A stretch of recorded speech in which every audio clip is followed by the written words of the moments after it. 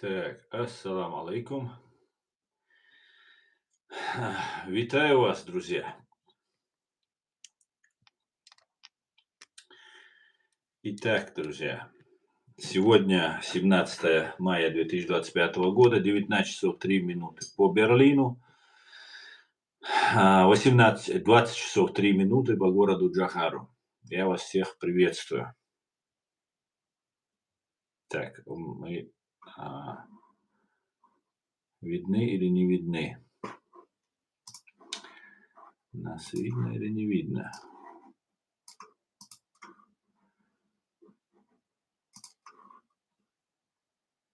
Так, видно, все нормально.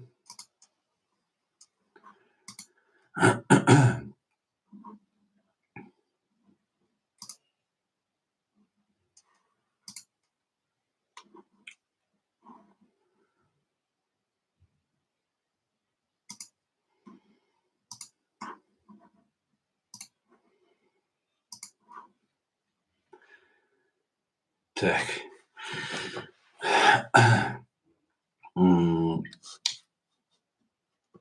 Сегодняшний стрим у нас совместно с Аядом. Сегодня на платформе открытого диалога информационно-аналитического центра Президиума правительства Чеченской Республики Ичкерия 126-й стрим.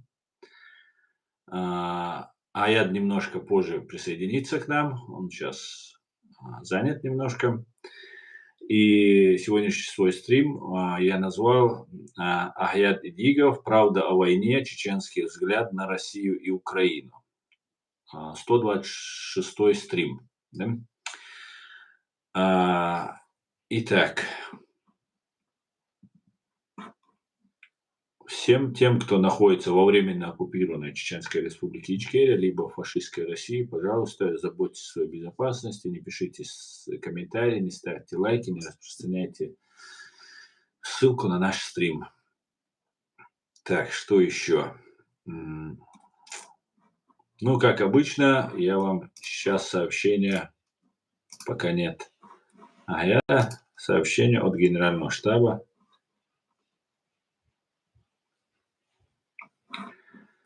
О потерях русских боевиков в Украине. Кстати говоря, вы обратили внимание, уже раньше об этом говорил, помните, был такой один руководитель ДНР, который говорил, что насильно никто на войну не забирает, все идут сами добровольно. И недавно Путин сказал, мы никого насильно, это украинцы насильно забирают на войну, мы никого не забираем, все идут добровольно. Это о чем говорит? Говорит о том, что Путин готовится к окончанию так называемой СВО. И что эти люди будут возвращаться и будут требовать Путина справедливости. Хотя какая там может быть справедливость? Ну, да ладно. Давайте о потерях русских боевиков за прошедшие сутки. Интенсивность, по всей видимости, хотя это большое число, но все равно уже меньше, чем обычно. 910 русских боевиков уничтожено и ранено. 6 танков, 7 боевых бронированных машин, 34 артиллерийские системы, 1 РСЗО, 155 БПЛА и 96 автомобильной техники и цистерн. Вот такие вот дела. Так, что у нас случилось? Опа, что-то у нас тут случилось. Я что-то удалил, что ли. Сейчас, подождите, может, я не ту ссылку просто удалил, что ли. Вот, все нормально. Так. Шалом, Іркін, вітаю, Баванятка, Маш Войль, Грав,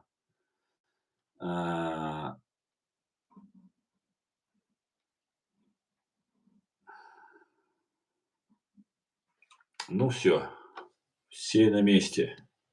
С кем можно, кто уже поздоровался, всем ответил.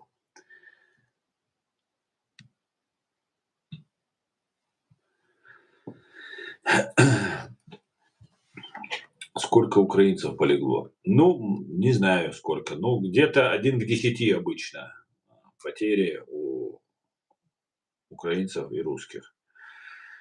Значит, 91 человек убит и ранен у украинцев приблизительно. Но и то, если исходить из того, что у русских 910 убитых и раненых, то на 50, что у них вывозить, спасать невозможно. Да? Как известно, есть килл-зона, которую пройти невозможно, зона смерти, ее пройти невозможно. Артиллерия, дроны, все это уничтожает на подходе, и русские пытаются прорываться, где-то закрепляться, там из 10 человек, если один прорвется, где-то закрепиться, потихоньку к нему добавляют еще людей, и вот они вот так движутся. Таким вот образом, варварским, просто нечеловеческим способом, не жалея своих людей, впрочем, как обычно, движутся. И поэтому спасать, вытаскивать раненых практически невозможно, особенно если получил ранение в ноги. Поэтому, грубо говоря, можно исходить, что из 910 убитых и раненых 455 являются 200-ми и 455, допустим, 300-ми. Как-то так получается. Поэтому потерь, конечно, у русских больше. Но русские готовы воевать вечно. И же Путин сказал, значит, будут воевать вечно. Так, Тамаз. Здравствуйте, Батон Асан. Здравствуйте, Тамаз. Амаджо Багинатвада. Салам алейкум, сан. Валейк салам, позитрон. Машуэль, Айся, Машуэль, валейк салам. Вот такие вот дела, друзья. Так, одну секунду.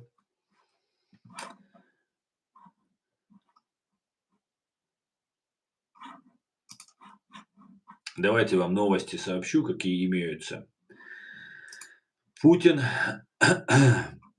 Трамп анонсировал телефонные переговоры с Путиным. Президенты США и фашистской России созвонятся в понедельник, 19 мая. Темами разговора станут прекращение кровавой бани и торговля, заявил Дональд Трамп. После переговоров с Владимиром Путиным Трамп намерен поговорить с президентом Украины Владимиром Зеленским и различными членами НАТО. Трамп выразил надежду, что по итогам этого продуктивного дня будет достигнуто прекращение огня в Украине. Свежо предание, довериться с трудом. Но мы посмотрим. Если Трамп говорит, в принципе, как он говорит, всегда происходит. Но вот уже который раз прекращение огня откладывается, ну, посмотрим. Также госсекретарь Марко Рубио заявил, были переговоры, были встречи, поездки, обсуждения, но в итоге, как мне кажется, мы пришли к выводу. И президент также считает, что единственный способ, при котором у мирного процесса есть шанс, это если президент Трамп лично встретиться с Владимиром Путиным. Я не знаю пока, где и когда это произойдет, но на данный момент это единственный шанс. И думаю, многие страны в частном порядке разделили бы эту оценку. И знаете, мне кажется, что Путин очень боится встречаться, боится, что его арестуют или просто морду ему дадут. И поэтому он не поехал в Турцию, и поэтому вот он боится, я так думаю.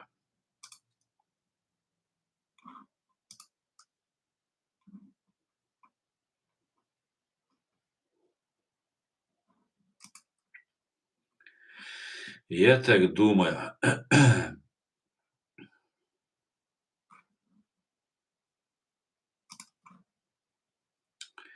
Я так думаю.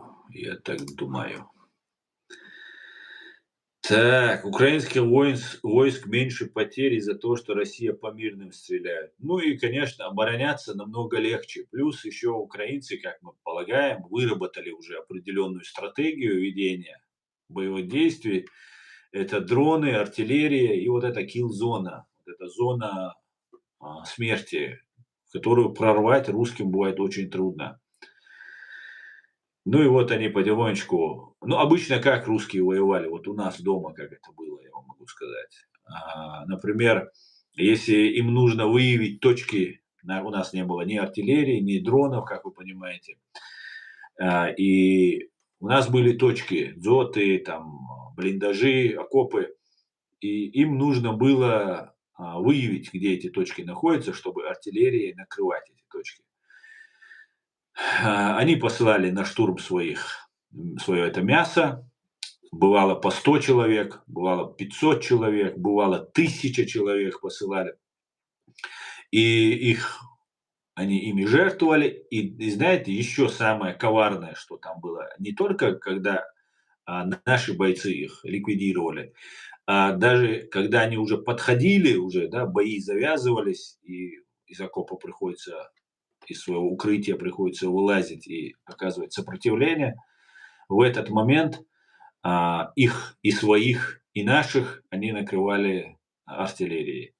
Вот приблизительно так они, я полагаю, воюют и в Украине. Им нужно выявить точки, попробовать определить, где находится артиллерия, и бить по ней. Для этого вот свое мясо посылают.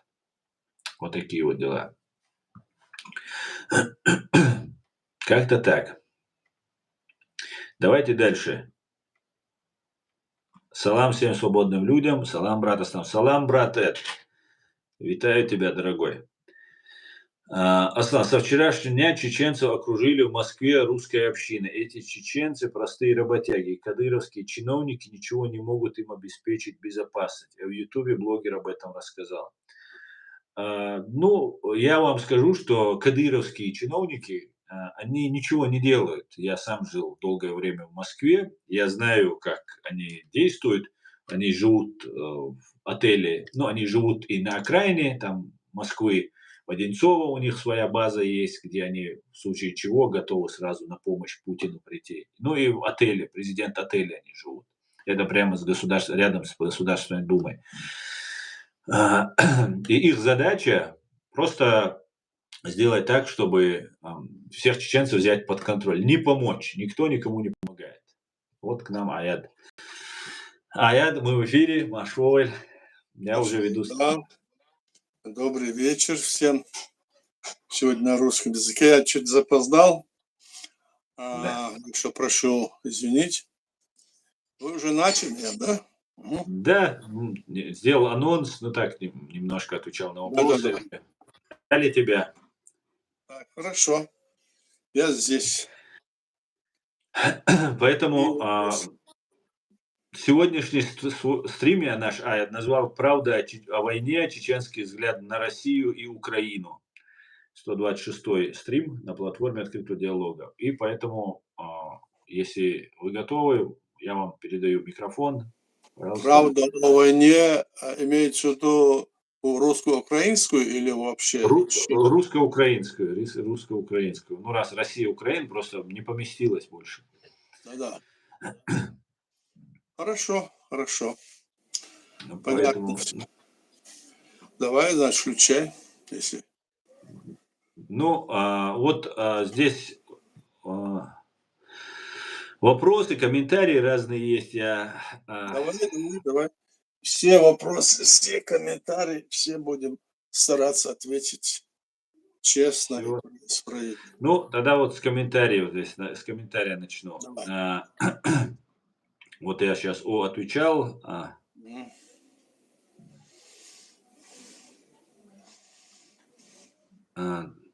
Ну вот с Грей говорит такой вопрос. Вопрос и комментарий. Трамп не идиот, но под него косит. Зачем? Чтобы подыгрывать Путину? Вот такой вот вопрос. Трамп не идиот. Под него косит Путин. Но я бы здесь сказал, что так несколько иначе. Что Трамп-то не идиот, так? Но Путин делает все для того, чтобы его не отпустить и в то же время не сделать, что он ему предлагает. Вот что здесь наблюдается. Что бы там не заявлял Трамп, Путин фактически ничего не выполняет. Мы же это видим. Вот за все это время, как он стал президентом, он ни одно пожелания Трампа не выполняет. Хотя он ему дал такие преференции, он дал ему чуть ли не сделал, что он жертва этой войны, сказал, не он нападал, еще такой. Все равно Путин не идет на эти послабления и не хочет послушаться, так сказать, той линии, которую ему предлагает Трамп. Значит, Путин не согласен с ним. Почему не согласен? В чем причина? Причина в том, что если Путин остановит войну, Мгм. то ему могут, он считает, что тут же ему могут сразу навязать те, значит, правила, которые есть в мире. По Мгм. какой причине, чтобы он не говорил, он может здесь, у него худшее положение сейчас. Худшее положение, если он остановит войну. И если, собственно говоря, он в этих переговорах проиграет, Мгм. то можно сказать, что ему конец. И физически, и по всему. И все те люди, которые вокруг него, там и армейские чины, и сами, значит, может быть, в этой спецслужбах, они захотят его сразу затопить. Он это понимает, на мой взгляд, это так, он это понимает. И пока он держится у власти и ведет эту войну, Мгм. они делают все для того, чтобы, значит, Путин делает все для того, чтобы не показаться слабым. Мгм. Он проявляет здесь слабинку, и тут же здесь начнут его, значит, со всех сторон клевать. Хотя это население, которое есть в России, оно воспитано, веками воспитано, ну, скажем, рабском таком подчинении. И если, допустим, барин, он продает, так сказать, страну, он уходит в сторону, то, конечно, сразу будет недовольство им, потому что они будут уже другого искать барина. Мгм. Ну, в этом причина главная, собственно говоря. Хотя он сам понимает, что он не прав, и навязывает всей стране, навязывает всем людям, навязывает, вот информация идет, что вот они правы, что это Америка хотела на нас напасть, окружила нас. И поэтому его переговоры, которые он даже вот в Стамбуле и везде там хочет навязать, говорит о том, что вот надо причину начала войны, мол, это. Причина начала войны какова? То, что Путин был слаб, то, что, скажем, до этого слаб был и Ельцин, я уже не говорю о Медведеве, они были слабы. Еще в свое время этот Горбачев, он, понимая, что ситуация очень сложная и причины этой ситуации, он правильно определил: перестройка, гласность и демократия. А это было то, что где что там было Мгм. главное? То, что он понимал, что нужно включить управление государством население, человека, как говорится, в основе которого лежит права человека, свобода личности. И тогда человек избирает в себе власть. А эти люди, которые были во власти, тогда Горбачев на это шел практически, а Мгм. эти не согласились с этим, значит, совершили этот ГГЧП, который они проиграли. Кстати, ГГЧП в пользу Горбачева проиграли. Но Мгм. Ельцин и его команда, они, значит, перехватили инициативу, пока он еще сидел в Росе, Горбачев, и привезли его и отстранили от должности. И потом, значит, Ельцин не мог стать президентом СССР, хотя он тогда издал указ о переподчинении себе всех министерств Советского Союза, в том числе и военных. И это был уже такой раскол, и Ельцин, естественно, не мог там стать президентом СССР. И они пошли на этот ход, развал, значит, разойти, чтобы затем, кстати, я об этом часто говорю, если все кто помнит. И потом развал-то они совершили, и все республики, которые были в Советском Союзе, уже будучи значит, в международном правовом поле, они уже имели право, все, они уже имели право, потому что республики, которые были в Советском Союзе, это были государства, они были все государства.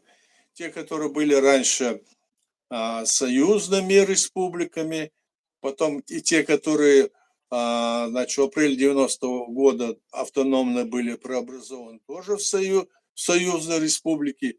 То есть на момент развала Советского Союза там было 32 страны. Только вот Украина и Белоруссия, они были членами Организации Объединенных Наций, а другие не были членами. Это были республики, страны, которые не являлись членом Организации Объединенных Наций. Теперь появилась такая ситуация, они по международному праву являлись как бы государствами, но они должны были наполнить вот эту всю, как говорится, систему атрибутику своей власти.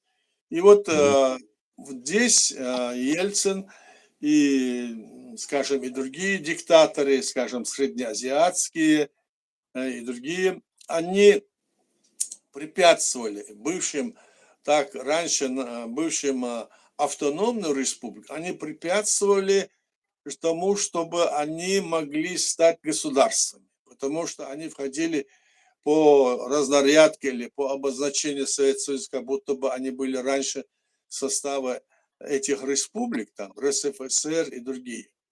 Но после того, как СССР исчез, это все исчезло, и не надо было уже больше смотреть на этот вариант. Советский Союз ушел, все. И тогда вступало после 91 года в декабре месяце в право вступило международное право. На этой основе все эти государства могли стать независимыми суверенными государствами, и им обязаны содействовать были международные, скажем, организации, скажем, страны большие должны были им содействовать.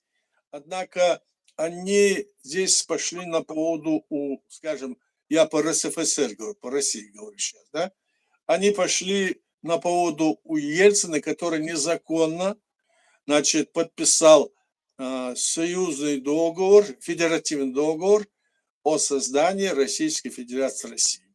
Вот что было. И поэтому они, запланировав войну по захвату этих территорий, но во главе с Россией, с Российской Федерацией России, они и начали эту войну, а это было запланировано.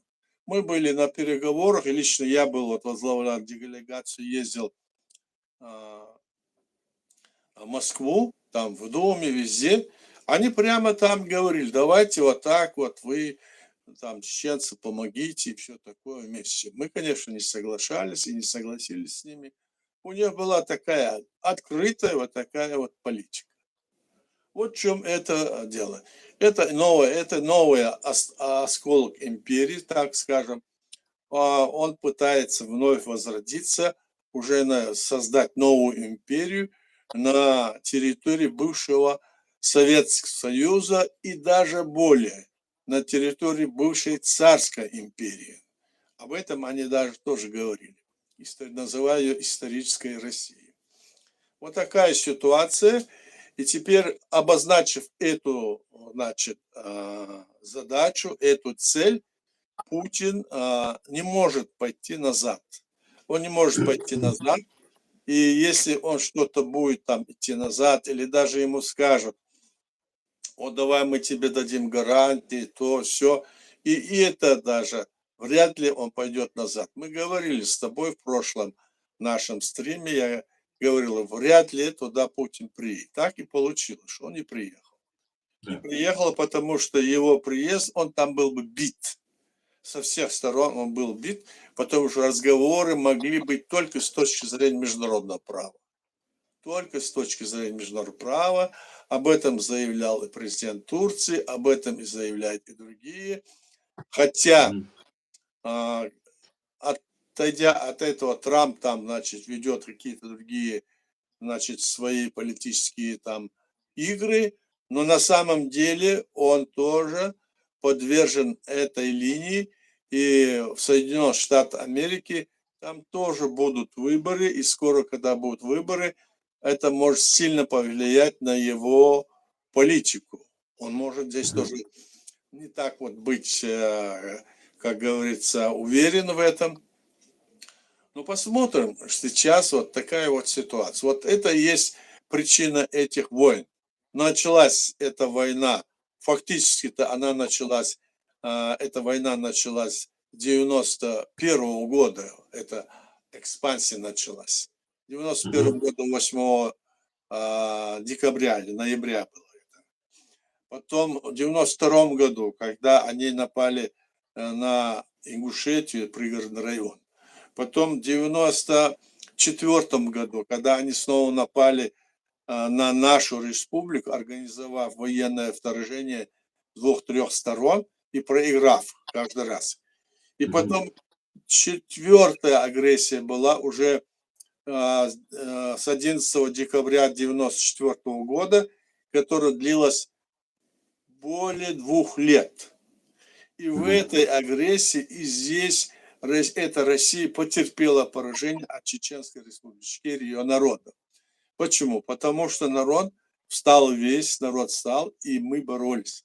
И, кстати, против нас содействовали этой империи, содействовал почти весь остальной мир. Им содействовал, подвергнувшись этой пропаганде, которую против нас проводил Кремль, называя нас террористами, бандитами, все, что угодно. И, значит, в то же время в 5-й раз они напали снова на нас, вооружившись, получив, конечно, подмогу, миллиарды им давали и говорили, наведите там порядок, мол, малой крови. Представляете, это насколько кощунственно было. Теперь после этого мы понимаем, что дальше происходит. Несмотря на это, после того, как наше сопротивление не прекращалось, но мы вынуждены были уйти в подполье. Наша легитимная власть продолжает бороться до сих пор, потому что основа законодательной и в соответствии с международным правом мы создали свое государство, и это государство должно быть воссоздано вновь на нашей территории. Вот какую задачу ставит наш народ и ставит наше вот легитимное правительство за рубеж. Вот это является той основой, на которой мы должны все опираться. Одним словом, после этого, значит, они, обзывая, как говорится, чеченский народ и бандит, террористов, что угодно, значит, приблизить к себе своих марионеток, посадив их там. После они этого напали на Грузию, потом, вы знаете, на Украину, и снова в 22 году на Украину. То есть вот эта экспансия военная, политическая, или там как угодно назови ее, продолжается по расширению и восстановлению вот этой империи. От этого отказаться Путин не может, и его окружение, которое близкое. Потому что ее близкое окружение, она тоже повязла в этой, кажется, кровавой бойне. У них, как говорится, локти по локти у них крови руки. В общем, вот такая вот война, с которой мы сталкиваемся. Что с этим делать? Как с этим быть? Конечно, Кремль понимает только, когда ему, кажется, силу покажут. И он сейчас снова угрожает, он видит, что Запад, видит, что Америка где-то прогибает, он не хочет вести там с ними нормальную, значит, военное противодействие, где-то что-то. Но, мол, у нас, мол, есть сила показывать, вот мы дадим то, мы дадим то. Сейчас, вероятнее всего, если будут снова санкции, о которых говорит Европа, о которых намекал президент Трамп, видимо, это усугубит положение. Но, несмотря на это, они там изменили свою доктрину о военном положении, о войне, что они могут ударить атомными бомбами в случае опасности существования своего государства или в случае нападения даже на их друзей. То есть имеется в виду Белоруссию, ну и те, которые он там имеет в виду. Мы знаем, какие страны, так? То есть этим самым Путин пугает снова международное сообщество, пугает Запад, пугает Соединенные Штаты Америки и другие страны. Вот что будет, как на это ответит, скажем, Запад, как ответит остальной мир на это? Вот в чем вопрос. И если Путину удастся их испугать, вот если Запад готов вот на такую вот значит, ситуацию, как вот сегодня есть в Украине, если может так получиться, да?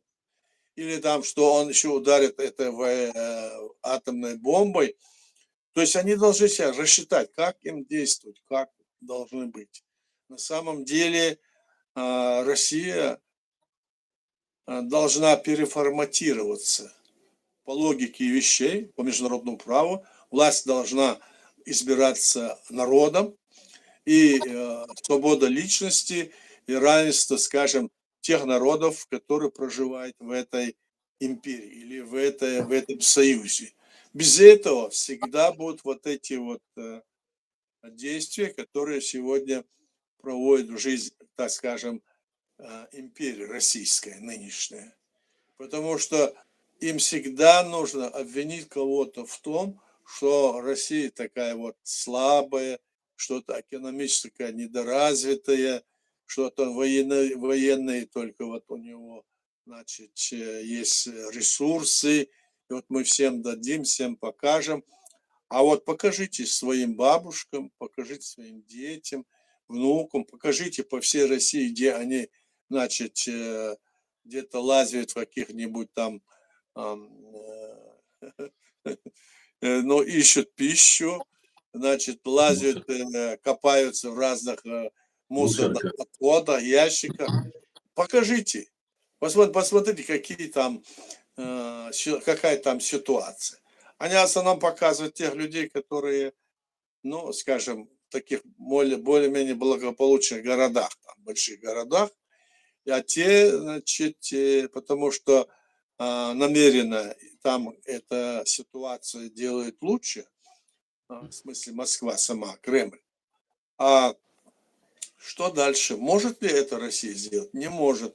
А раз не может, значит, ей нужно показать, что наша беда остальному всему населению. Остальное это население, это 80-90% населения, которое бедствует, которое находится в тяжелейшей такой материальной и моральном положении. Что этому населению делать? И они в то же время смотрят в глаза, в рот Путина, что он скажет, что он сделает. А он вот так себя ведет, вот мы должны пойти, мы должны это делать. Вот такая ситуация. И они на Украину будут наступать, скажем, по сантиметру или по 1 метру двигаться вперед и бросать туда, значит, живое мясо, как говорится, пушечное мясо. И вот такая ситуация. Сейчас настало время, когда, скажем, западные страны, там Европейский Союз, Америка и другие страны должны серьезно задуматься с тем, что же делать сейчас вот с этим вопросом. Вот будем смотреть, что они будут делать, но в то же время я скажу, что украинский народ, его армия, она сможет дать отпор Кремлю. Потому что мы, чеченцы, у которых всего лишь 1 миллион населения было, и они 5 раз на нас нападали, мы им давали хорошую взбучку и выкидывали их, выталкивали с нашей территории. А Украина это большая страна, и притом не так ситуация, как у нас тогда. Нам никто не помогал, наоборот, нас во всем обвиняли, весь мир как бы обвинял. А сегодня на стороне Украины почти весь западный мир, все прогрессивное человечество, все понимают, что происходит. Поэтому Украина, с Украине, там, как говорил наш президент, здесь они, значит, как раз таки и сломают себе хребет. Я имею в виду Россия, ее управление, власть российская. Вот так вот, Аслан. Спасибо, спасибо, Аят. Аят, вот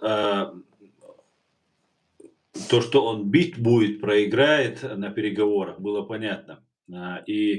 Но новый человек был на вчерашних, сегодняшних вот этих переговорах, которые прошли в Стамбуле. Это начальник главного управления Генерального штаба вооруженных сил, так называемой Российской Федерации, Игорь Костюков. Ну, начальник ГРУ, раньше это так называлось. Почему вот на такие переговоры пригласили военного? Это потому, что Путин послал военного. Военные не доверяют Путину и послали вот этого ГРУшника. Либо что он мог там делать, как вы считаете?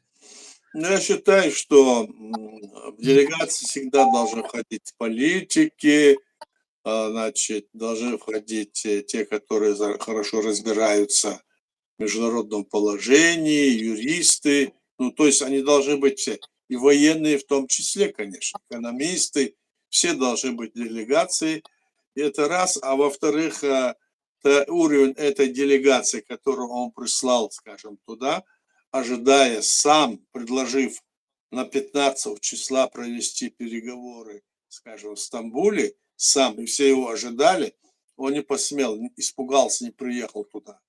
Он не физически так испугался, он понимает, что вот этот ход будет первым ходом по его разоблачению в глазах, скажем, и собственного населения. Вот что здесь происходит. А так, конечно, он может послать кого угодно. Это же его там, он пошлет того, какая ему разница. Но этот уровень, скажем, заместителей его заместителей. Могут там, у многих-то людей там еще причина такая, что ситуация, он как бы зачистку делает в армию, армейскую, там он некоторые того снял, другого сажает в тюрьмы. И все, потому что это не случайно. Об этом и разные политики говорят, отмечают об этом. Что речь идет, что он каждый раз пытается, разбивает вот эту вот, скажем, такую вот группировку, которые хотят его сместить. Ну, вот они, видимо, там готовятся. Так.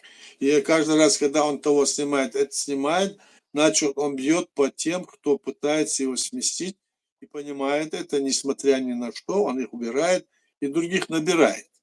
В этом нет. Даже вот сейчас, кто у него там, начальник штаба вооруженных сил, кто у него там вот этот,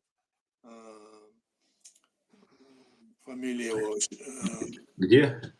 Армейский, российский. Вот они тоже говорят, сейчас будут смещать. Вот я слышал сегодня там была. Министр обороны вы имеете в виду? Да, министр обороны, да.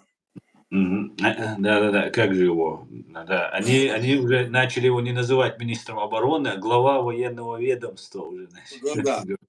И вот второго, то есть они пытаются где-то здесь, то есть он ощущает вот эту, и когда он уже как идет по принципу, как это делал в свое время Сталин, он убирал, вот те говорили, почему он там всех грамотных, умных военных убрал. А он их убрал, потому что они могли его сместить. Он даже вот Жукова там наказывал, тех наказывал. Даже, ну вот эту систему, чтобы его не сместили, это они делают. Значит, это может, Путина могут сместить его ближайшее окружение, получается. Его ближайшее, которое он... Ну, неизвестно, конечно, как так получится, но вот такая вот ситуация.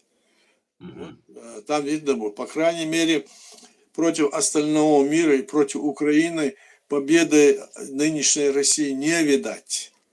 Не видать, поскольку мы видим, что весь остальной мир стоит на стороне, значит, Украины, пытается всячески ему содействовать финансово и вооружением. Мы это видим. И армия Украины сейчас, она, значит, стала одной из самых передовых армий. Смотрите, новые вооружения, новые там дроны, новые ракеты. Она уже свои делает, все. И в скором времени, пока все это так идет, он может, значит, сделать, Киев, я имею в виду, может такое преподнести России. Да и сейчас бы он мог, если бы ему позволяли те, кто ему это оружие давали. Посмотрим, что сейчас скажут эти люди, я имею в виду главы государств европейских стран и сама Америка. Такая ситуация. Спасибо, Аят. Вот Эд задает вопрос. Всех я, друзья, приветствую. Шавига, Маша, Ойлу, Алексалам, кто пришел, поздоровался. Да-да. Пишите комментарии, друзья, задавайте вопросы, давайте оживляйте наш чат, общайтесь, видите, сколько троллей набежало, я специально не ограничил, пока, если они не матерятся, я их оставляю. Поэтому присоединяйтесь, задавайте вопросы. Аят, как вы думаете, спрашивает это, какая судьба в ближайшее время ждет фашистскую Российскую Федерацию и Путина? Ну, судьба, она будет цепляться за все, что, значит, возможно будет. Вот я говорил же, вот уже они внесли изменения в свою стратегию, значит, по военной обороне и все такое. Они уже открыто угрожают, что они, мол, ударят атомной бомбой. То есть они пугают. А что, если он это делает, то что с ним делать? Это уже решать, скажем, государством, которые сейчас на Западе против него борются, вместе помогают Украине. Что делать с ним? Значит, этот один, скажем, ну так я скажу, крот, который попал, как говорится, на самую высшую ступень власти, он сегодня всех там, значит, и туда, и сюда, всех гнобит, всех называет, обзывает там, то я, говорю, то сделай, это сделай, потом, значит, становится таким тихоней. Короче говоря, что будет с Россией? Я думаю, что Россия может в тех пределах, границах, которые сегодня есть, сохраниться, если Запад и остальные государства в мире не будут содействовать и помогать тем народам, которые фактически имеют право на свое государство. Здесь нужно рассматривать такой вопрос, что в мире, скажем, около 5000, скажем, народов, и все они имеют право на свою государственность. То есть и Запад, и остальном мире, и там рассуждает человек, думаю, то есть 5000 государств будут, представь себе, что это такое. Так? Значит, какая-то другая система, власть должна быть. Может быть, что-то вот невозможно.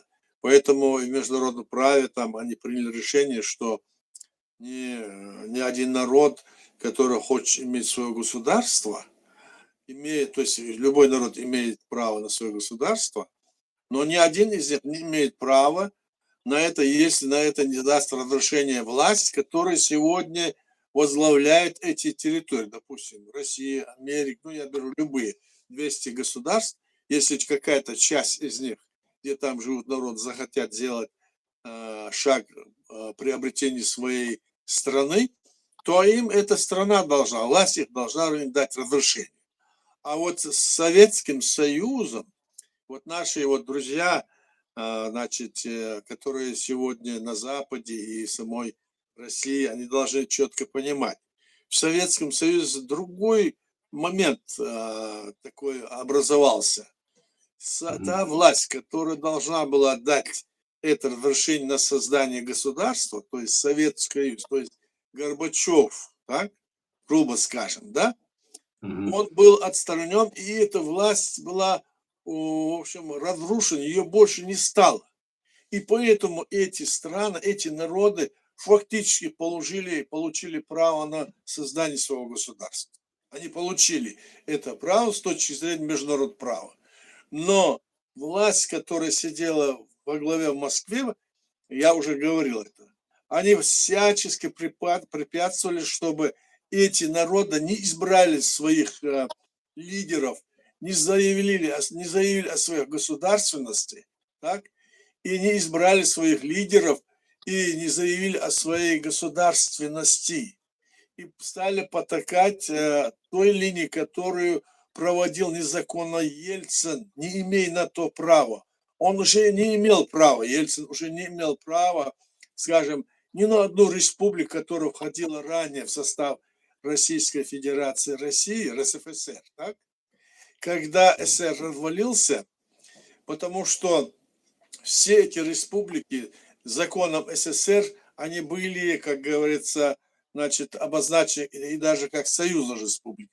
Но когда СССР развалился, все эти народы однозначно имели право на свою государственность. Вот этому помешал, этому, значит, незаконно вмешавшись, оставив, подписав союзный, то есть федеративный договор бывшими коммунистическими лидерами, они создали эту Российскую Федерацию, Россию. То есть это незаконно созданное государство. И вот, допустим, татары, башкиры, калмыки или другие там, значит, коми, которые сегодня там сидят, эти люди незаконно, незаконные люди, их никто не избирал, ни в Чечне, ни в другом. Мы-то в Чеченской Республике, мы избрали свою власть, мы полностью, значит, провели всю атрибутику независимого государства, и наше государство было признано тогда Грузией, потом и другим рядом государств. Вот сейчас и Украина об этом заявила, что наше государство оккупировано. То есть вот этот тот момент, который вот как бы случай или, скажем, судьба распорядилась так, что эти народы фактически вновь оккупированы этой Россией. И это незаконно. Это такой же захват власти, как они захватили власти, скажем, территорию Грузии, Чеченской Республики, Украины. Вот что совершил этот Кремль и против этих государств, против этих республик, которые есть в составе нынешней Российской Федерации России. Вот о чем. Это мы должны понимать. Поэтому у нас нам не нужно было уже искать этим республикам, искать, чтобы кто-то дал разрешение на создание их государства. Потому что это государство само исчезло. А вот те, которые находятся, допустим, в любой стране, допустим, западной или восточной, если какая территория хочет выйти, даже вот недавно было, года 2-3 назад, Испания, Каталония хотела выйти и создать свое государство, мы с вами помним хорошо. Так вот, они провели дважды референдум за создание своего государства. Власть Испании дала разрешение и не разрешили. А этих, которые активно боролись, их взяли, всех посадили в тюрьмы. То есть вот что заложено в международном праве. Вот такая ситуация. А вот те государства, те народы, которые были на территории Советского Союза, они вновь второй раз оккупированы незаконно Ельцином и другими деятелями.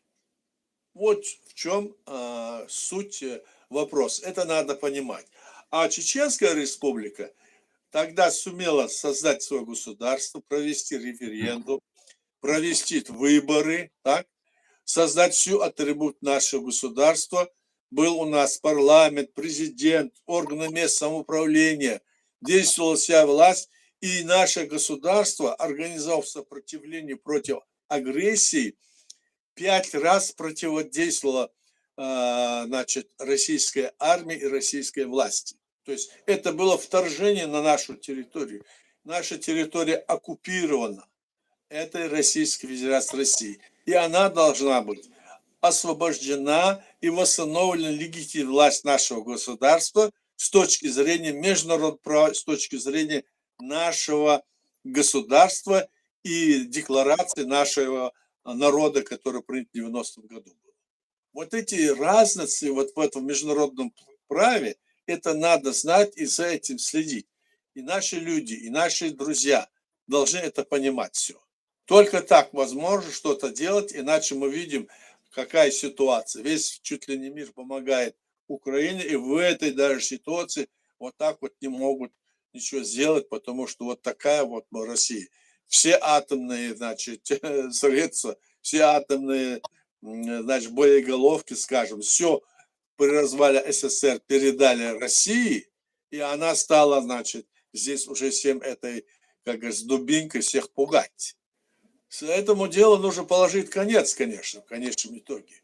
Так мир не сможет так сидеть и бояться, что этот, скажем, медведь где-то размахнется и ударит. И все время будет давить. Я думаю, что здесь вот должно быть, отвечая на вопрос Эда, я думаю, что в конечном итоге мир примет какие-то, значит, здесь правильные шаги предпримет. Мгм. Еще один вопрос от Эда. Аят спрашивает. Эд, он заранее извинялся за свои вопросы, на всякий случай. Аят, как вы думаете, в фашистской Российской Федерации очень много этнических украинцев, Министерство обороны в фашистской Российской Федерации. Многие учились вместе с гражданами Украины и военными из Украины. Как вы думаете, они могут быть агентами фашистской Российской Федерации? Разумеется, могут быть. Вот посмотрите, мы никогда не думали, я, собственно говоря, у нас такое было наивное рассуждение, что ни один чеченец не может быть за Россию или там агентом. А сколько их развелось? Даже те, которые были с нами вместе там в сопротивлении, как бы в правительстве были, многие, значит, повернули, показали, как говорится, свое лицо.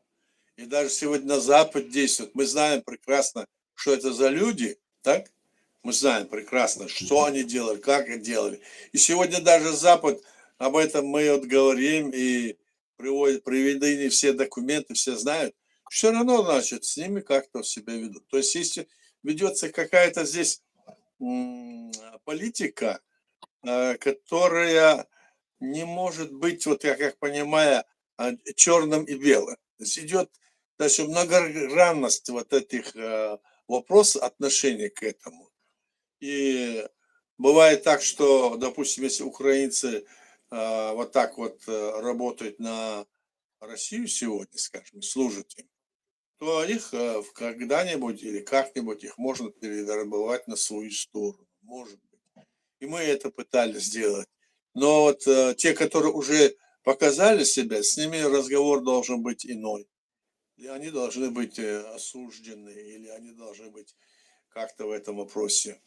Конечно, конечно, когда мы вели вот эту вот войну, к нам украинцы, вот целый отряд их приехал и с нами вместе боролся. Вот Сашка Белый и его, значит, товарищи за нас. Вот так и наши сейчас ребята, наши воины, тоже в Украине находятся, тоже помогают, стараются помочь Украине, в то же время понимая, что победа Украины – это победа и будет в перспективе победа нашего народа, восстановление нашей государственности.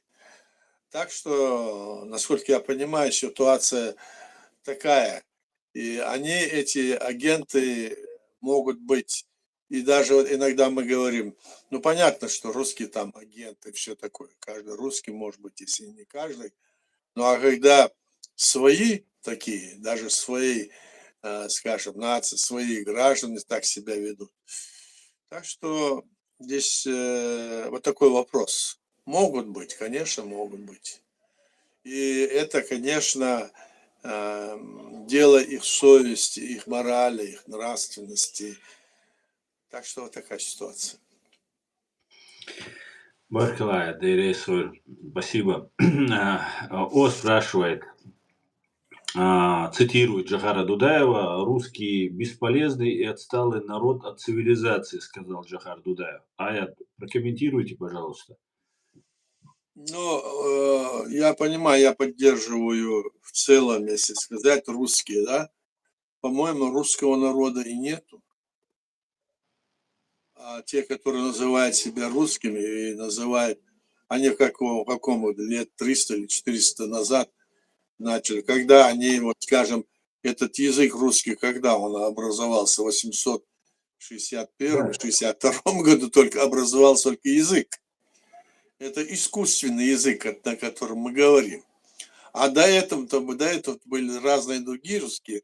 Основой для, вот скажем, Киевская Русь была.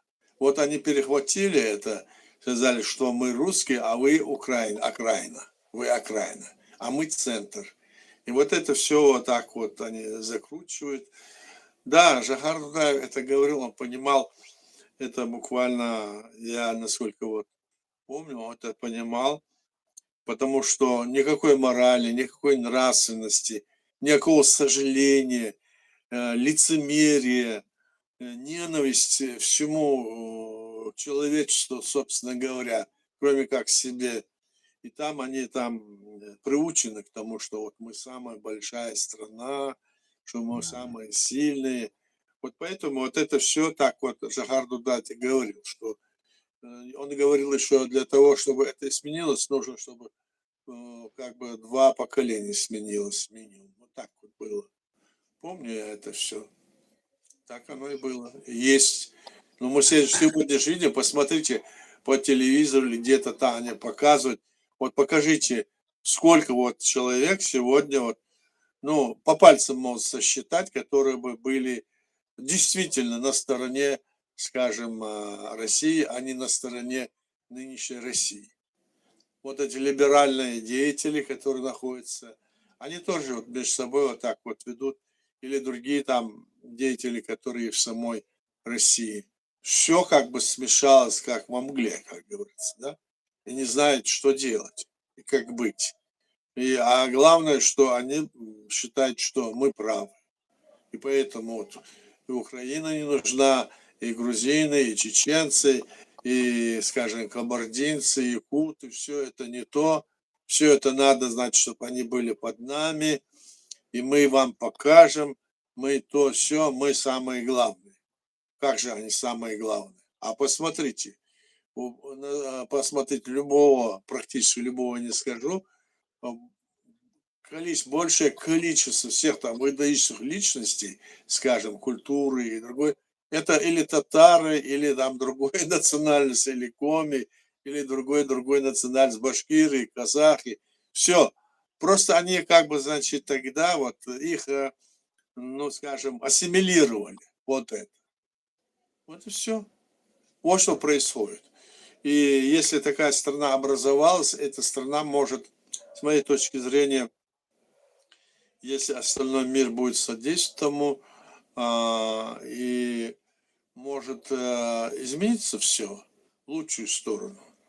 Но, как мы понимаем, с вами ситуация такая, мы же видим вот эти страны, как Северная Корея, Китай. Китай фактически помогает России, хотя он там говорит, нет, я не буду, я не делаю, я здесь ни при чем. Фактически, если бы не Китай, если бы не Северная Корея, да и Северная Корея, возьмите, что Северная Корея посмела бы пойти и помогать России сама, это с подачи старшего брата Китая он пошел. Мы же понимаем это все. Еще там какие-то там добровольцы, сами китайцы туда поехали. Мы понимаем. Нет, вот в пользу, чтобы, значит, справедливость, в пользу того, чтобы решился вопрос мирным способом, а Китай не желает этого делать. Почему? Потому что они себя противопоставляют, скажем, западному миру. В каком смысле? В политическом плане, в смысле управления государством, значит, в смысле того, чтобы кто будет во власти. Вопрос власти – это самый главный вопрос в этих странах, да и везде. То есть будет народ избирать власть или нет? Посмотрите все эти страны, скажем, южные страны. Кто избирает там? В каких странах действительно избирает власть? В каких странах? Фактически почти нигде. Ну, за исключением нескольких, может быть, стран. Ну, в первую очередь Турция, там еще какие-то там Малайзия, может быть, еще где-то. А остальные все сидят диктаторы кругом. Вот такая вот ситуация в мире, как мы видим.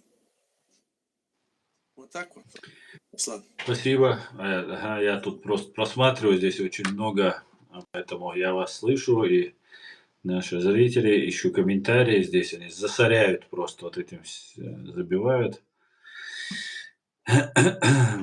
Так,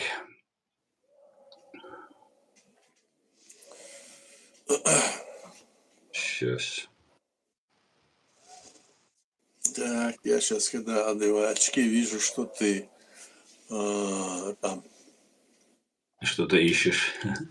когда будет международный суд над фашистской Российской Федерацией, я понимаю, вы будете выступать свидетелем, а как забронировать билет там людям, кто хочет просто быть, слушателем? Я думаю, что слушателей там никакого не будет. Там будут выборочные люди.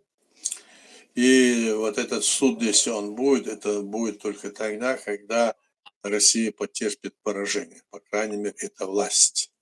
А так вот такого суда не будет, как после Второй мировой войны в Нюрнберге был. Ну, сейчас вот говорят, что вот создадим там какой-то суд европейский, Мгм. сделаем все. Это все разговоры, значит, суд, как это, удаленный суд, понимаете, Мгм. без присутствия обвиняемого. Вот что такое. И, конечно, вот эти вещи, они очень важны для, так сказать, того, чтобы мир и люди видели, что происходит, что вот, предполагается, э, может, скажем, с точки зрения западных стран может произойти. Вот что. Они видят, что вот так вот происходит, вот они там то делают, деньги дают, там оружие дают, готовится все, все, все. А что почему-то до сих пор не могут справиться. Ну, есть много причин, которых мы знаем с вами. Причин, думаю, что Америка будет и дальше помогать. Она, видите, уже помогает, но не так, иначе хочешь, или не хочешь брать на себя ответственность. Вот Трамп говорит же, как же мы возьмем там, ты вот, мол, этому президенту Зеленскому, ты хочешь, чтобы атомное оружие применили, ты хочешь, чтобы война была мировая, то есть он его предупреждает. То есть у них свои какие-то вот у этих людей, которые сейчас во власти, действительно, у них свои понятия, своя ответственность у этих людей. Ну, неизвестно, кто, если бы на этом месте кто-то из нас сидел бы, как бы мы себя вели, тоже неизвестно. Потому что у них есть ответственность такая, чтобы здесь как-то вот, значит, изменить эту ситуацию без кровопролития, чтобы не совершилась вот эта Вторая мировая или Третья мировая война. Хотя многие говорят, уже она началась. Нет, не началась. Никто, скажем, сегодня не воюют против России, просто помогают с точки зрения международного права, чтобы одна из стран не могла захватить другую страну. Помогают они. А вот Хельский принцип 1975 года прошлого века было сказано, что ни одна страна не имеет права изменять границу другого государства с внешней стороны, с внешней. Вот так вот. И согласно этого принципа и других международных там принципов, надо думать, что здесь вот это вот лежит в основе рассуждения, скажем, вот этих вот лидеров и западных, и я имею в виду Америки, и других.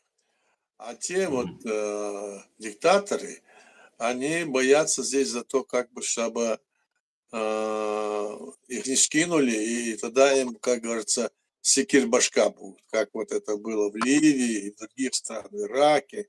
Мы же понимаем, когда это происходит, что бывает.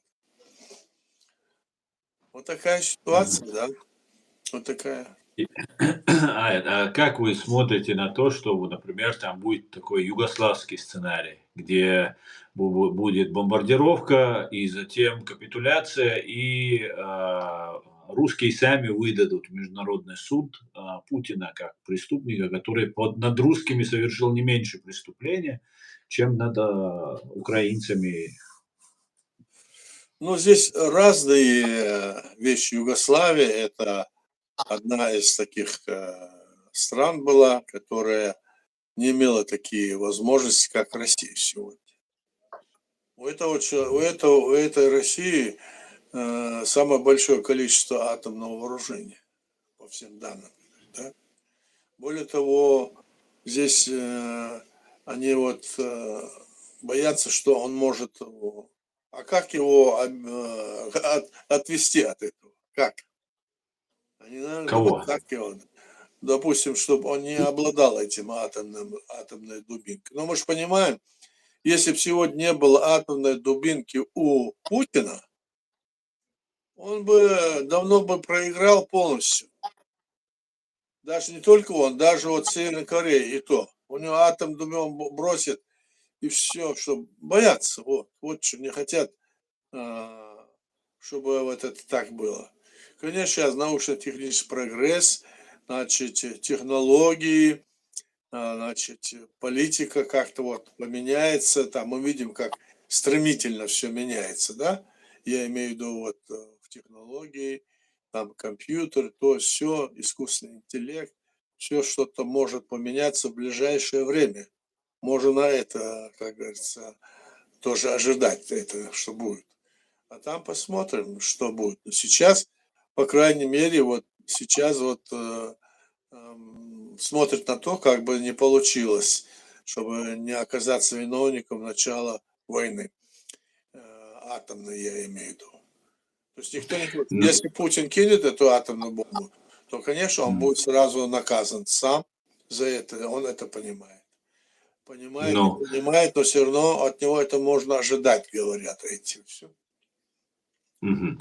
Ну, а это вот как раз хотел я про это спросить. Если ж он кинет, это же пролетит сразу же, обратка пролетит. И еще, ведь можно, ведь есть, наверное, русские офицеры, генералы, которые уже понимают, что Россия просто полностью превращается в банкрот.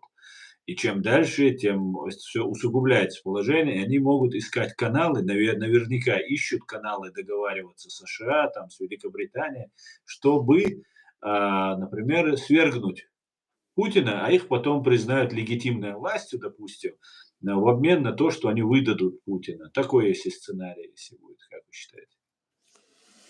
Ну, здесь мы можем только предполагать, что это, Гипотетически, да. да, мы можем предполагать, что может быть так всяк.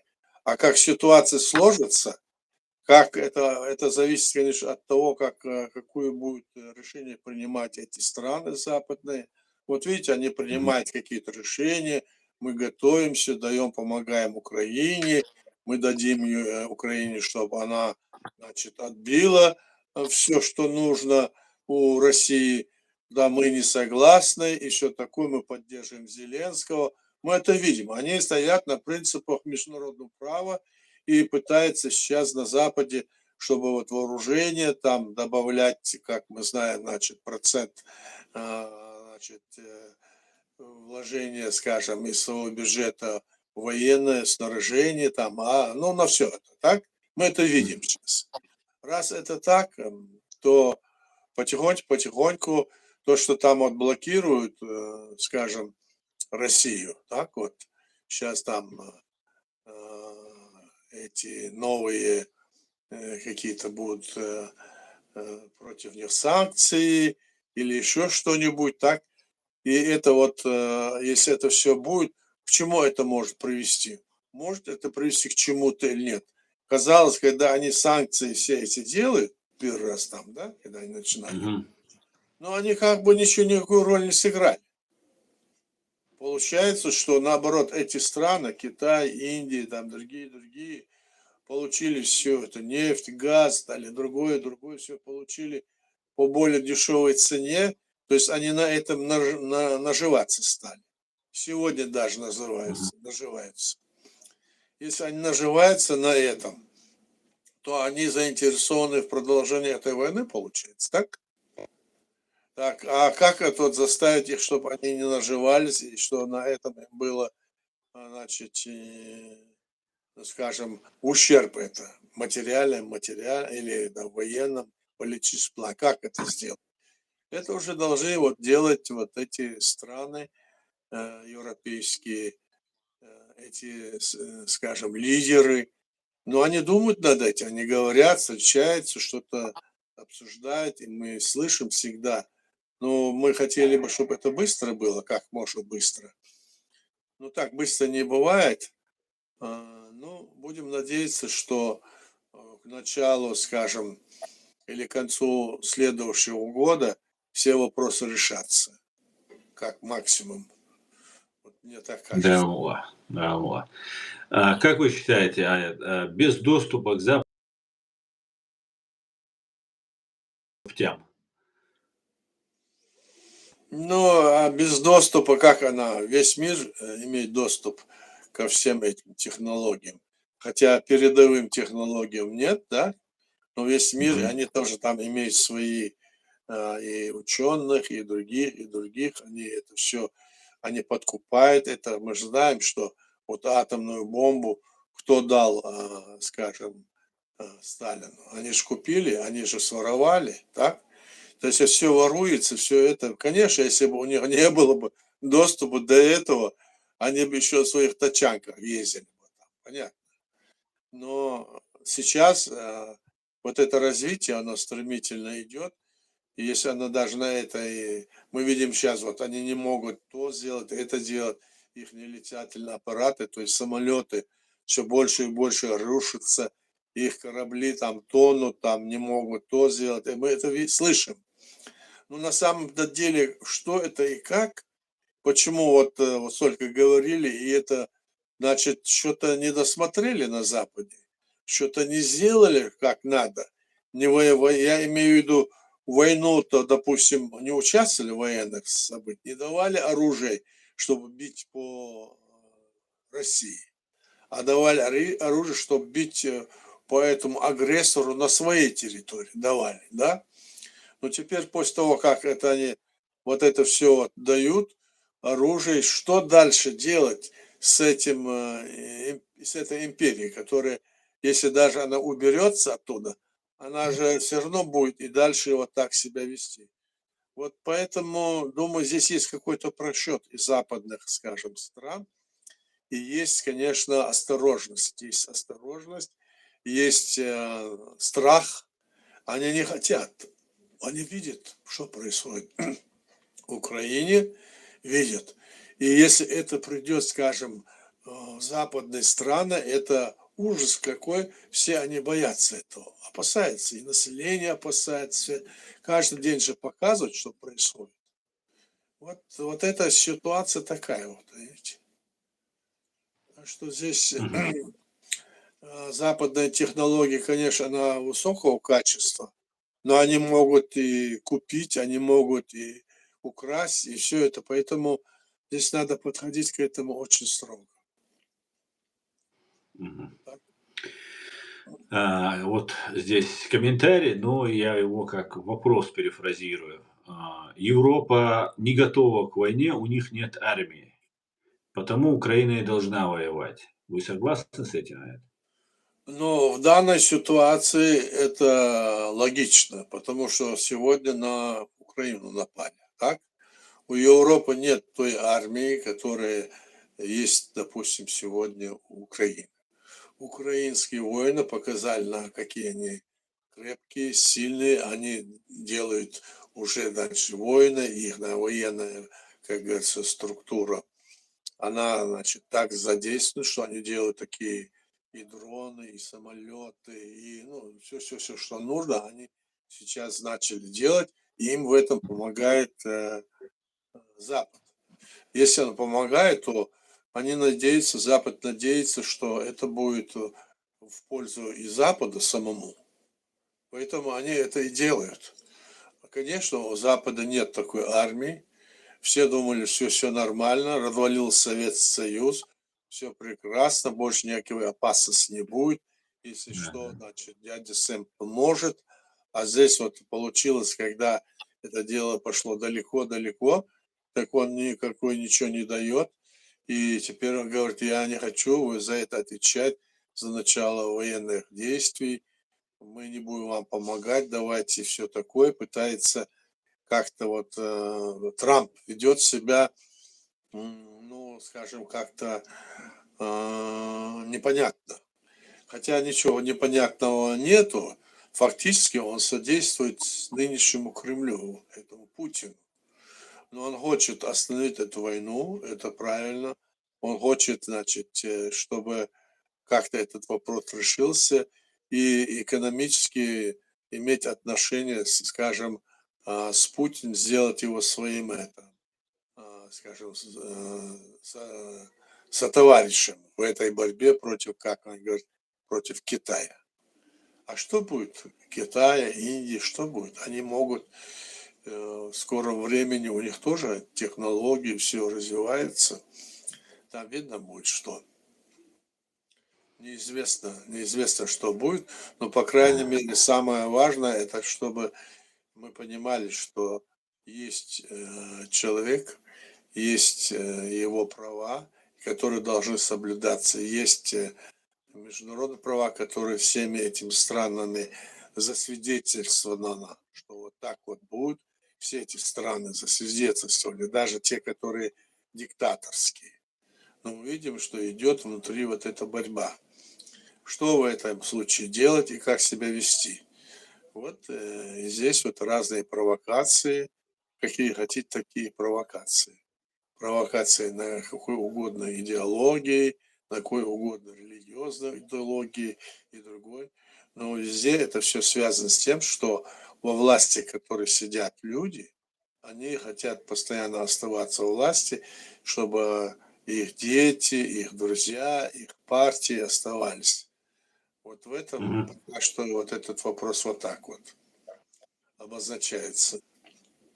Мгм. А, ясно. Если, например, Россия пойдет на какое-то вот, непонятное вот, поведение. Путин бегал за американцами, просил встречи, просил переговоров, там, договариваться. И потом, как пришел Трамп, он ну, как бы пошел навстречу.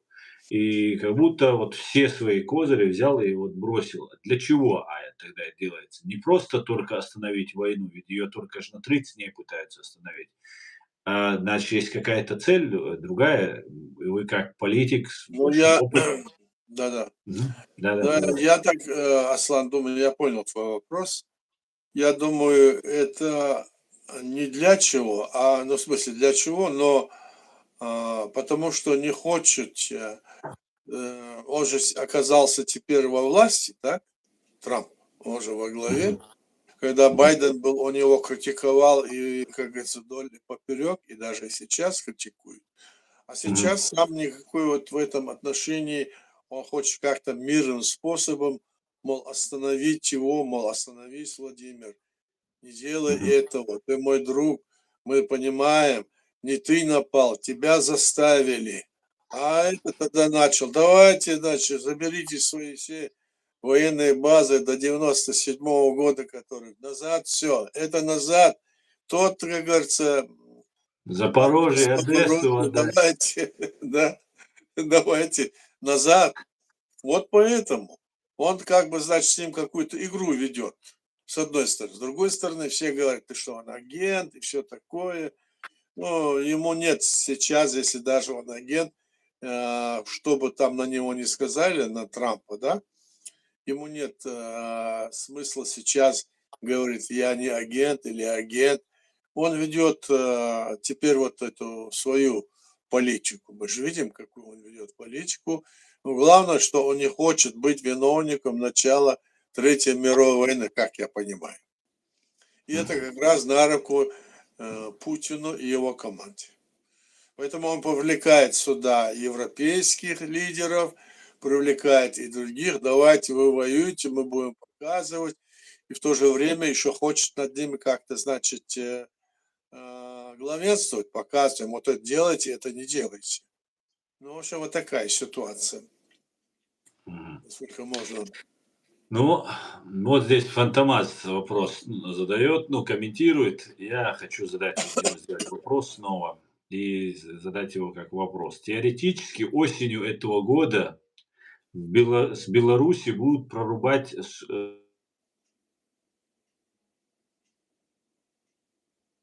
Не слышно тебя. Аят. Пошло, слышно, слышно. Как вы считаете, будет этот вот пробивать этот коридор и вообще рискнет, пожертвует, говорит, Фантомас говорит, что пожертвует странами Балтии. Но здесь речь идет о том, что этот Белоруссия, вроде бы туда, там они заманивают 150 тысяч этих пакистанцев, так? Представь себе 150 тысяч пакистанцев с семьями. Так увеличив в 5 раз, это почти 1 миллион с лишним человек, и потом их всех на ограждение пустить в Европу. Это же будет, знаешь, они хотят в Европу уже, те, кто приедут, хотят же в Европу получать здесь какие-то дивиденды, деньги получать, хотят здесь, и это как раз таки как, ну как, ну, в смысле того, чтобы оказать давление на, скажем, западные страны. Вот угрожает, это Путин угрожает. Это не Белоруссия, не их лидер Катошник угрожает. Он бы сам не стал угрожать. Это Мгм. Путина идея. И теперь и эти вот эти вот люди, которых они пытаются границы, скажем, э, Польши и Балтийских государств, они хотят Мгм. туда их загнать. Что будет, посмотрим. Но это они же готовятся. Вот я разговаривал с некоторыми нашими людьми из этих стран. Они сильно готовятся, скажем, балтийские страны и сама Польша. Они делают там ограды и все такое. Но, как говорят специалисты, какую бы они ограду ни сделали, они кинут одну-две бомбы, и это, или несколько там. Эта ограда полетит, и они снова побегут. То есть вот такая вот Кашин пытается вот и этим тоже пугается. Это политика вот империи, они хотят запугать. Мгм. Хотят запугать, да. Вот они же как вот какой-то самолет залетел на территорию Эстонии, потом они там траллер или не знаю какой-то шел с нефтью, они хотели Мгм. эстонца остановить, не смогли остановить, и уже там что-то делали, и, да, Россия прислала тогда уже свой самолет и летала Мгм. над этим траллером, э, чтобы защитить его, но они как-то, видимо, будут сейчас думать, как по-новому это сделать. Они Мгм. могут там на границе с этой Эстонией захватить там какую-то ближайшую там территорию, войти туда. Что тогда они сделают? Будет ли Европа готова туда вступить туда с ними? Они могут, они работают методом тыка. То есть раз пощупали, нет, раз нет. А здесь можно, там еще можно. Методом тыка вот они все время давят. Они делали это и с нами, я помню, все время. Мы там вот делали с ними переговоры, делали, подписывали какие-то документы. И эти документы, которые подписывались, порой были не совсем и правильные, так? Думая, что вот они уйдут, а потом не придут. Нет, они на основе этих документов начинали обосновываться, весь мир вот показывает, так вот смотрите, это вот так, смотрите, вот их люди эти, вот они это говорят. То есть, ссылаясь на это, они проводили эту работу. Поэтому вопросы, связанные с подписанием вот этих документов, которые были и в Бухаресте, и в Будапеште, и, скажем, в Стамбуле прожили. И сейчас за этим надо очень строго следить, потому что каждая вот не так подписанная, скажем, какая-то строка или там, может быть, запятая и точка, они очень хорошо это изучают и потом начинают вот это тебе под нос постоянно сувать. Вот там они это делали, но мы от этого обезопасились с точки зрения права. У нас в Конституции записано, все, что противоречит а, значит, основе нашего конституционного строя, что у нас свое государство, суверенное, правовое, кто бы это ни сделал, попытку не сделал, то любая личность, власть, там, президент, парламент, кто угодно, что это не имеет юридической силы с момента его подписания. Поэтому все это обнуляется у нас. А как вот в других местах, мы не знаем, и подписывают эти документы, и надо за этим следить. Я понимаю, что есть какие-то тактические шаги, но эти шаги тоже, они, как бы их там не предпринимали, все равно Москва пытается это использовать в свою сторону, в свою пользу. Вот так это бывает. Так что здесь вот такие вот моменты всегда встречаются с этой империей. Она, то, что она подписывает, даже в ущерб себе, она все равно на это плюет и снова идет. Идет и посылает. Думаете, они осмелятся на НАТО? Вот в такой ситуации, когда ему не очень хорошо сейчас. Но они, Могут да, они рискнуть? будут пробовать. Вот как он, вот Пробовать. Трамп сказал, давай приезжай, давай вот это, давай 30 дней. Он то как будто с ним разговаривал, сказал, хорошо, буду. А потом раз и не сделал. Второй раз сделал, сейчас сделал, там все такое. Уже там над Трампом как бы пытается надсмехаться и все такое. А он не сделал. А Трамп уже дальше не знает, что делать. Что ему, снова защищать его, который, как говорится, в адрес его вот такие выходки делает, говоря о том, что он не отвечает за свои поступки, за свои слова, за свои решения. Вот что, вот в таком духе над Трампом могут начать смеяться, так? Когда вот так вот он говорит, я сделаю, это Мгм. мой друг. Конечно. Что происходит? Никаких движений. Он здесь тоже будет щупать вот так. Я же говорю, вот они взяли свой этот трейлер, загрузили его там нефть или что-то, они пытались через эти не дали ему ее, решили не пропустить его, а он взял самолет, послал туда, или 2 самолета, не знаю, и начал, мол, если что, мы вам сейчас дадим. Ну, Эстония не решилась, а там же есть и э, войска НАТО, тоже там же есть в Эстонии, есть же, да? Они тоже ничего не решились. Почему не решились? Понимаешь, вот в чем вопрос. То Мгм. есть нет, значит, решимости нет. Значит, нужно с этим медведем нужно как-то разобраться, пока еще не решили. Вот что я думаю. Пока еще не решили. Ясно. Здесь задает вопрос, можно ли гипотетически открыть в украинских посольствах ичкерийское посольство? Ну, их посольство нельзя открыть. Если вот мы пытались после того, как вот было значит, решение Рады в 22 году, что о том, что территория Чеченской Республики оккупирована незаконно, и что э, Украина осуждает геноцид чеченского народа, мы пытались туда приехать в Украину, я имею в виду все легитимные власти из президиума, но никак вот это не удалось, и там какие-то, значит, проблемы возникли, но мы понимаем, это связано с войной и всем этим понимаем. Но в перспективе это должно быть. Это должно быть в перспективе.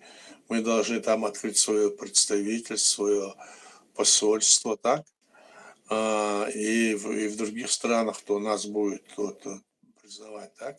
И давать нам в этом смысле, давать нам возможность работать по, значит, реализации своего права, потому что это будет не только для нас, это в целом для всего западного мира в пользу будет делать. Поэтому какая-то есть вот сейчас Мгм. загвоздка, о которой мы сейчас пока еще не решаем. Хотя мы обращались и к президенту, и, значит, и в Раду посылали эти письма, говорили. Вначале шла, значит, какая-то там беседа была, в которой говорится, вот мы поедем, мы пытались приехать туда, но осложнение ситуации, и там это пока что так остается. Но оно пока еще не решено. Но я думаю, что это правильный вопрос, и мы об этом Мгм. думаем. Мы такие же заявления, обращения сделали и в другие страны, балтийские страны, и в Польшу.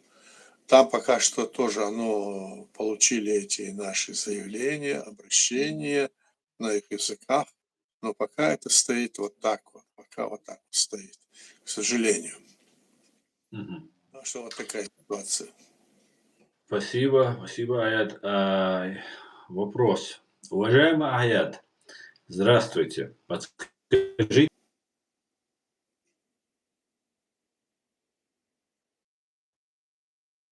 земного происхождения. И знаете ли вы о выступлении в слушаниях в парламенте США?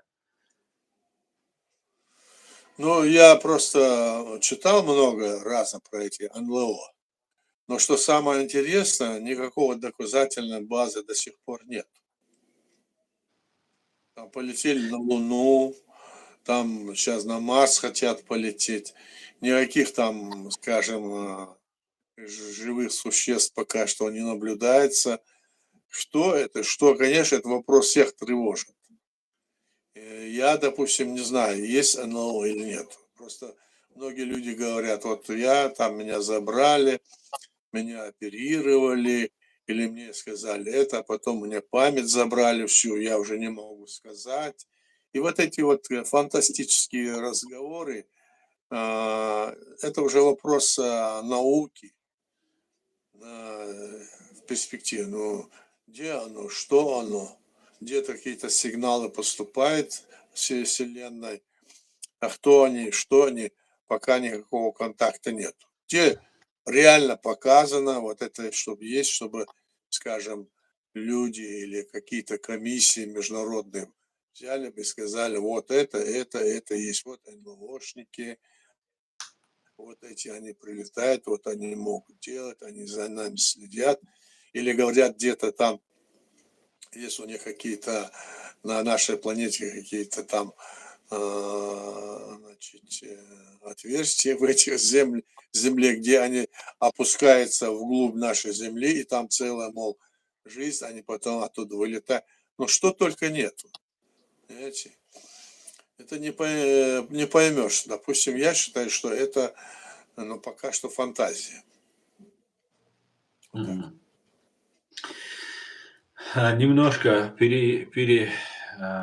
иначе твой вопрос, потому что садятся за стол переговоров даже с самыми террористами и убийцами. Как вы считаете, Аят, вы сели бы за стол переговоров с Путиным, например? Но за стол переговоров можно сесть. Предмет переговоров, вот что должен быть обозначен, предмет переговоров. То есть о чем говорить, на Ну, основе чего говорить, да. допустим, о деоккупации, о признании, выводе войск фашистской России с нашей территории. Ну, конечно, мы бы сели за стол переговоров, имея четкую, ясную позицию, предварительно обсужденную на переговоры как? Иначе предварительно все обсуждается до Мгм. того, как, скажем, встречаются стороны, да? Вот до сих Мгм. пор вот между Россией и Украиной нет, это обсуждается вопрос и говорится, нет предмета переговоров сегодня между согласованного двумя сторонами. Вот как станет вопрос, предмет переговоров один у России и у Украины, и у Чеченской Республики и у России. Это деоккупация нашей территории, вывод всех войск и все отсюда вытекающее. Вот если об этом предварительно будут как бы договорен, и есть какие-то нюансы не обозначены, так, то тогда с этими вопросами встречается и там уже подписывает договор. После того, как подписан этот договор, допустим, да, этот договор должен быть вот по, допустим, по нашей Конституции, вот, должен быть ратифицирован договор, то есть он должен стать законом в той или иной стране. Мгм. Законом. Когда подписывает там президент или подписывают стороны, если он не становится законом, то, значит, обязательство его выполнения следующая власть, которая придет, там президент, он по-другому себя может вести. Да, вот если это по вопросу, значит, деоккупации и освобождения нашей территории, мы готовы и должны сесть, скажем, за стол переговоров, если они к тому времени будут к этому готовы. Мы готовы к этому. Вот так вопрос стоит. Баркал, Шарани, Азиев, алейкум салам, Шарани. Аят Асан. Это приветствие. Аят. Если ЕС и США боятся применения ядерного оружия Путиным, США и ЕС также с удовольствием продадут Польшу, Литву, Латвию и другие республики. Как вы считаете?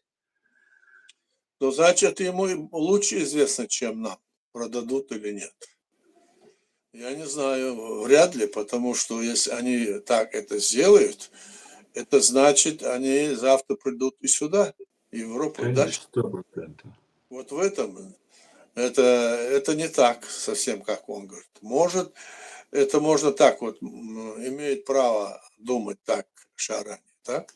А на самом-то деле, может быть, они должны еще думать, он сейчас туда пришел, в Украину пришел, туда, а он сейчас и к нам придет. Они же делали заявление еще в каком году, в 15-м, или даже еще раньше делали заявление, вот этот Дугин, знаете, есть у него такой фашист, что нам необходимо, значит, Евросоюз создать и дойти до Ла-Манша.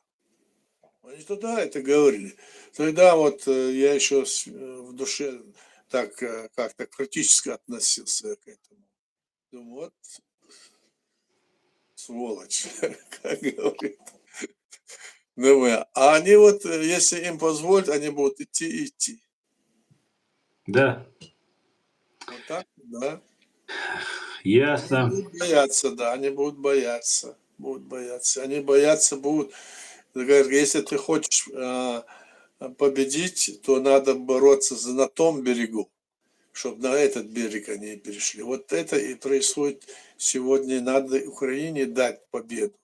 Если бы они так дали, да, помогли бы нам, Чеченской Республике, и дали бы нам вооружение, дали бы возможность нас, значит, все это обеспечить, международную защиту и все такое, то я думаю, чтобы сегодняшняя Россия не стала такой. Тогда уже. Надо было тогда. Мы потеряли почти четверть миллиона человек нашей страны. Столько людей убито. Наша вся страна разрушена. Сегодня они ее там как бы отстраивают, пытаются все это скрыть. Но это не оправдывает их нисколько. Да. Такая ситуация. Зубаиш задает вопрос. Не кажется ли, что требование Украине, которое выдвигает Россия, это капитуляция, признать оккупированные территории и отказ от суверенитета? Может ли Украина пойти на это? Но у них, они говорят, когда они нападали, они говорили, что мы идем для денацификации, Денацификация? демилитаризации. А денацификация, нацификация, это что такое? Это значит русификация. Да, очень верно Вот вы это сказали. просто перевод, это как раз таки он скрыл свое слово денацификация. А Да, это, говорит, перевод равно русификация. Русификация и, значит, демилитаризация, значит, убрать все военные, значит, формирования, убрать все военное, что только там полиция, милиция и какой там минимум военных, скажем, полков или не знаю что. Фактически вот о чем идет. То есть это оскорбительное, значит, вот это решение, которое Путин ввел свои войска в Украину. С ним никто не согласится, в Украине тем более. Я так думаю. Конечно. Мгм. Да, денацификация, фактически он прямо сказал, что он собирается совершить геноцид над украинским народом. Переделать Да, их. это значит, что, ну, вот я как говорил, там русификация. Все. Можно вместо этого слова говорить русификация и, значит, уничтожение всей военно-оборонной промышленности и все такое Украины. Вот о чем речь. Да. Это началось, Действительно. это началось еще, когда они передали эти все вооружения, Украина передала вот под воздействием западных стран, лидеров, передала России. Теперь они дальше продолжают это. Это началось тогда, когда они начали вот демилитаризация, вот это имелось в виду, да? Да. Да. Есть еще вопросы, друзья? Есть? Мы уже больше 1,5 часов в эфире. Если нет вопросов, предлагаю закончить наш сегодняшний насыщенный стрим. Очень интересный получился сегодня. Сегодня все очень много общались. Хорошо, тогда Давай тогда, давай. Спасибо всем, кто задавал вопросы, принимал участие. Аят, спасибо вам огромное. Спасибо всем. Все, до свидания. Адекюэр Маршаль.